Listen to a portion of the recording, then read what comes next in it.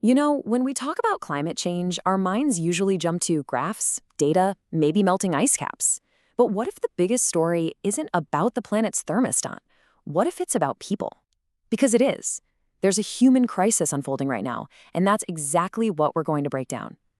So I want you to start by just really thinking about this question. Seriously, what if the very ground beneath your feet, the place you call home, suddenly became unlivable? This isn't just some abstract thought experiment. For millions of people, it's their reality. Just look at that number, 200 million. That's what the World Bank thinks is possible, the number of people who could be forced from their homes by climate change by 2050. I mean, that's not some far-off distant threat. That's just a few decades away. It's an absolutely staggering figure, so let's try to understand who we're talking about.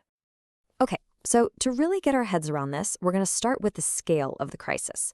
We'll look at the what, the why, and the who behind this massive global shift. So, what exactly is a climate refugee? Well, it's someone who has to flee, not because of a war, but because their environment has literally turned on them. We're talking about homes just swallowed by the sea, farms that have turned to dust, entire communities just wiped off the map by monster storms. And I want to be crystal clear about this. This is not science fiction. It's not a problem we're kicking down the road for our grandkids to solve. For families from the Pacific Islands to sub-Saharan Africa, this is the defining reality of their lives, right now, today. You know, numbers on a screen can start to feel a little abstract, right? So let's shift from the statistics to the stories. Let's hear from the people who are actually on the front lines of this crisis. Before we dive in, just imagine this for a second. You have one day, 24 hours to leave your home forever. Everything you've ever known will be gone. What 3 things do you grab? That simple question, it really gets to the heart of the impossible choices people are facing every single day. So our first stop is in places where rising sea levels aren't just a line on a chart, they are an existential threat. In countries like Bangladesh and the Philippines, whole communities are literally being erased by the ocean. Just let that phrase sink in for a second. A memory underwater. Wow, that captures so much more than just losing land, doesn't it? It's about losing your heritage, your history, your identity. When a village disappears, a whole culture is at risk. A home becomes just a story. Okay, so from too much water, let's shift gears to a place with not nearly enough.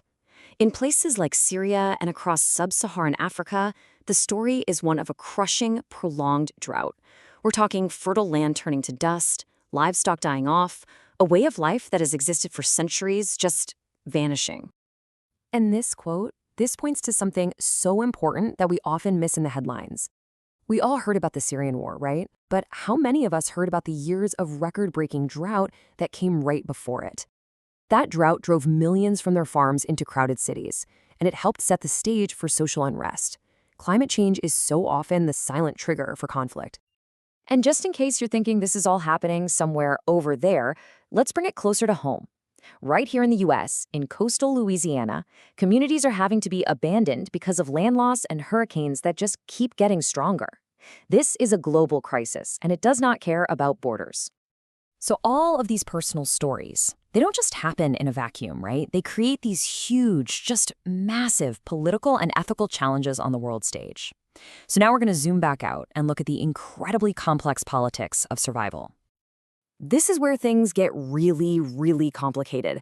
It's the profound question facing island nations like Tuvalu or Kiribati. I mean, what happens if your country literally ceases to exist? What happens to your passport, your rights, your very identity as a citizen? Right now, international law has no clear answer. And this is the absolute core of the problem. The main law we have for refugees was written in 1951. It protects people fleeing persecution, but it says absolutely nothing about people fleeing an environmental disaster. This huge legal gap, it leaves millions of people without status, without protection, without rights. They're essentially ghosts in the international system. So what happens? Well, you get a world that's completely divided. On one side, you have the argument for a moral duty, that we have a responsibility to our shared humanity, that we should open doors and offer help. And on the other side, you have the view that this is a security threat, which leads to calls for building walls, restricting immigration, and protecting borders at all costs. This is the central debate playing out all over the globe. In all of this forces us to confront some really fundamental questions of justice. Like, should the wealthy nations that have historically polluted the most accept more refugees? Should they be the ones to fund relocation efforts?